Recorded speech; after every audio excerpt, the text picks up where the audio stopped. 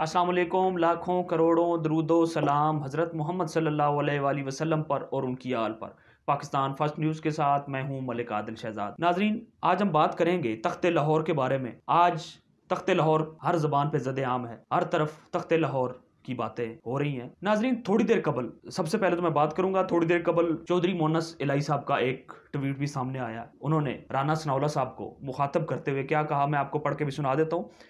राना साहब, मैं CM house 8 club पहुंच चुका हूं, तो आप कब आ रहे हैं सील करने। नाजरीन, गुज़श्ता रोज़ वफाकी वज़ीर दाखिला ने राना सनाउल्लाह साहब ने एक बयान जारी किया था, जिसके जवाब में आज चौधरी मोनस इलाही का ये ट्वीट भी सामने आया है। नाजरीन, दूसरी जानिब अगर बात की जाए, चाहे मगोइयाँ तो ये चल रही थी और अफवाहें फैलाई जा रही थी कि काफ लीग के 4 से 5 MPAs PDM से राब्ते में हैं, लेकिन थोड़ी देर कबल काफ लीग का पार्लिमानी पार्टी का इजलास हुआ, जिसमें 10 अरकान असम्बली जो काफ लीग के हैं पंजाब में, उन्होंने दिलो जान से चौधरी परवेज इलाही साहब पर एतमाद का इजहार कर दिया और इससे तमाम अफवाहें दम तोड़ गई। दूसरी जानिब नाजरीन अगर बात की जाए तो गवर्नर राज लगाने की बातें भी हो रही हैं, और दूसरी जानिब गुज़श्ता रोज गवर्नर पंजाब बलीगुर रहमान साहब की जानिब से एक नोटिफिकेशन लेटर जारी किया गया, जिसमें स्पीकर पंजाब असम्बली को इजलास बुलाने का कहा गया और वज़ीर आला पंजाब के लिए अदम एतमाद का वोट जो है, एतमाद का वोट लेने का कहा गया, जिसको पाकिस्तान तहरीक इंसाफ और काफ लीग की हुकूमत ने रिजेक्ट कर दिया। और दूसरी जानब यह भी कहा जा रहा था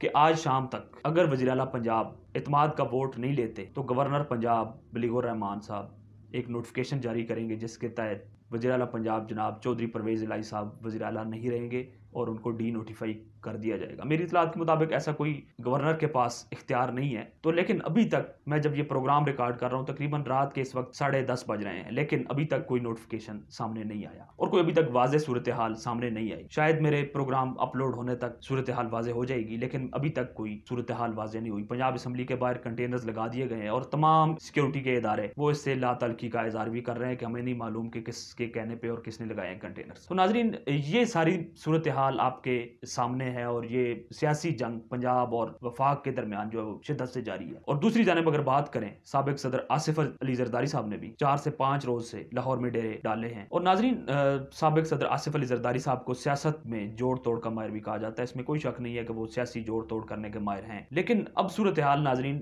थोड़ी देर बाद वाज़ेह हो जाएगी कि ऊंट किस करवट बैठेगा। नाजरीन, मैंने पहले भी कहा था और अभी भी मैं उसी बात पे कायम हूँ, हुकूमत चाहे पंजाब की हो, वफाक की हो, KPK की हो, हुकूमत या अपोजिशन की सियासी जंग जो भी है, लेकिन इससे गरीब आवाम को नुकसान होगा। पाकिस्तान तहरीक इंसाफ का लॉन्ग मार्च GT रोड से होता हुआ रावलपिंडी पहुंचकर इख्तिताम पजीर हुआ था, लेकिन उसका नुकसान सबसे ज्यादा गरीब आवाम का। कारोबार ठप होकर रह गए थे, दिहाड़ीदार मुतासिर हुआ, गरीब मजदूर मुतासिर हुआ, ताजर मुतासिर हुआ, तमाम हर मकतबा फिक्र से ताल्लुक रखने वाले लोग मुतासिर हुए, हर कारोबारी शख्सियत मुतासिर हुई। तो अभी भी वही पोजीशन है। तो नाजरीन, ये जो सियासी जंग जारी है, इससे हुक्मरानों का कोई नुकसान नहीं है और ना ही सियासतदानों, चाहे अपोजिशन में हो, हुकूमत में हो, उनका कोई नुकसान नहीं है। लेकिन इसका अगर नुकसान है, मुल्क में इस वक्त सियासी अदम इस्तेहकाम है और मुल्क में शदीद बेयकीनी की सूरत हाल है, तो इसका जिम्मेदार आखिर कौन है।